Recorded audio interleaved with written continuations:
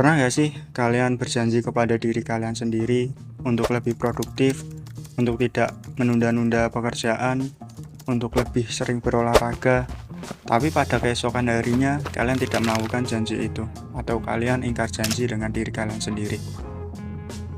Nah, ternyata itu tuh ada hubungannya dengan otak kita. Lalu apa hubungannya dengan otak kita? Jawabannya itu simpel banget sebenarnya, bahwa otak kita itu sudah terbiasa dengan rutinitas yang kita lakukan. Otak secara otomatis akan jalan sendiri ketika kita melakukannya. Nah, ini tuh otak tidak mengalami yang namanya proses penimbangan atau pengambilan keputusan secara jangka panjang. Hal ini terjadi karena kita sudah melakukannya berulang kali, sehingga otak itu hafal pola yang akan kita lakukan. Kalau sudah bertemu dengan pemicunya, maka otak itu tidak akan berpikir secara panjang. Dia langsung akan menyuruh tubuh untuk melakukannya. Nah, tapi kenapa ya otak itu suka yang namanya rutinitas? Jawabannya itu adalah karena otak itu merasa memiliki kepuasan sendiri ketika kita melakukan rutinitas tersebut. Ya, misalnya otak itu merasa kecanduan lah dengan apa yang kita lakukan. Karena otak kecanduan inilah kita menjadi susah jika tidak melakukannya. Nah, ini tuh bisa menjadi hal yang bagus juga sih jika kebiasaan kita itu baik. Tapi bagaimana jika kebiasaan kita itu buruk? Seperti malas-malasan, mainan HP, atau bahkan tidur-tiduran di rumah nggak ngapa-ngapain. Nah, pertanyaannya tuh kenapa sih kita bisa punya kebiasaan buruk? Bukankah kebiasaan itu identik dengan hal yang menyenangkan yang membuat kita kecanduan?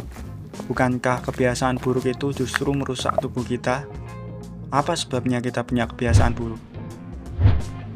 Jadi, ada beberapa teori yang mengatakan kenapa sih kita bisa memiliki kebiasaan buruk.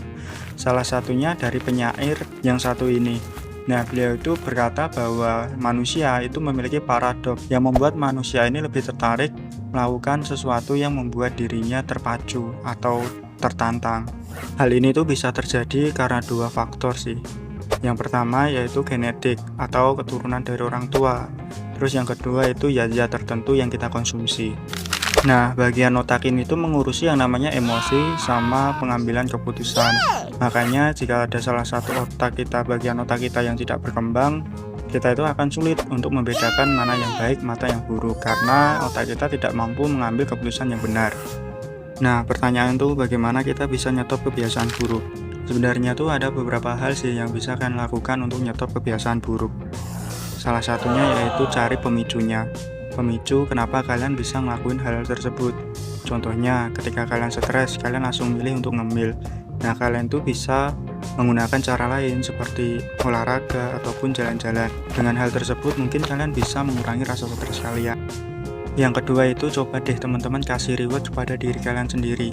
Atau kasih hadiah atas pencapaian teman-teman. Nah, ini karena otak itu senang ya dibikin bahagia. Jadi jangan lupa teman-teman tuh ngasih penghargaan kepada diri kalian sendiri.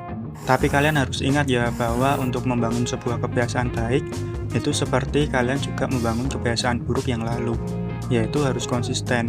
Ketika kalian melakukan hal buruk, misal tidur-tiduran itu kan terjadi berulang kali ya, dan itu selalu konsisten. Nah, begitu pula dengan kalian ketika kalian ingin membangun hal-hal baik. Kalian harus konsisten, misal olahraga ya olahraga terus jam 4, besoknya lagi jam 4. Nah, konsisten itulah yang akan membangun kebiasaan-kebiasaan atau habit yang mungkin akan menjadikan kalian lebih baik. Jadi itu adalah salah satu cara untuk menyetop bagaimana kita melakukan hal buruk. Terima kasih.